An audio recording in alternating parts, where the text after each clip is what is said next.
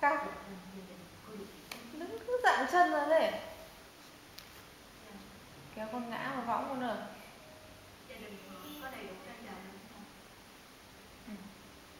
Giật bắt như kiểu giật dây. Đứng được ham. Kiểu đứng được là ham đứng thì ngồi xuống lại phải đứng lên.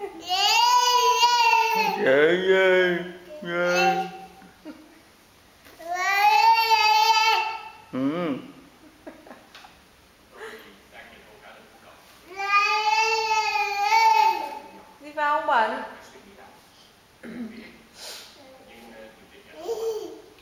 Bẩn đấy. Ha. Miu. Vào trong. No. Okay.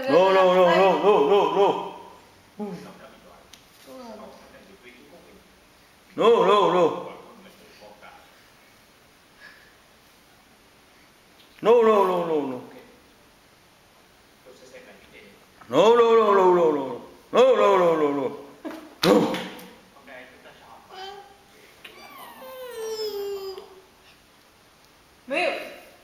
Rút vào trong. Bẩn không được sờ vào đấy. Nói là phủi tay đi, con phủi tay này. Chi chành à? Chi chành.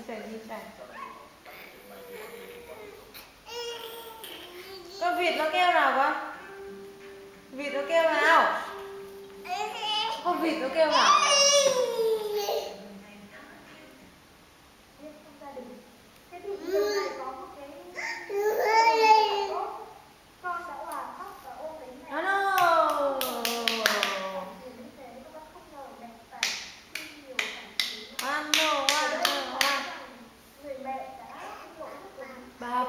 Bà. Bẩn nhá, vào ngay.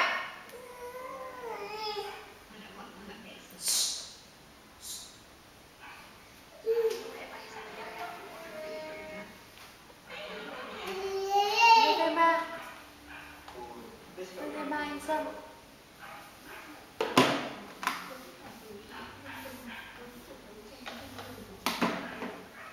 À đúng rồi, mình bảo là nó bị đổi kênh đi là phải rồi. Nó bảo là truyền hình kỹ thuật số bị cái gì đấy, xong rồi bây giờ các bạn phải dò quét lại. Mình ạ. Vâng. Đấy, 19 nữa nè. Thế là bây giờ bị đảo lộn, bây giờ bạn phải dò quét lại rồi. Không quét lại ở đâu? Quét lại cái gì ạ? Giờ làm quán công việc thì về bạn.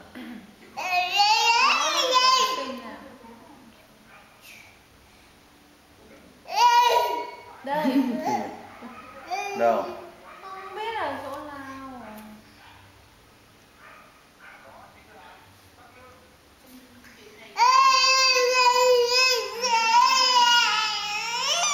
Ôi rồi trùng cái mặt kìa. Nhát như mặt khỉ.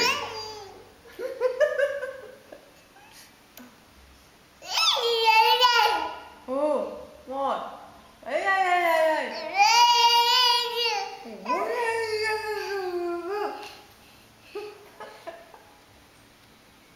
Xin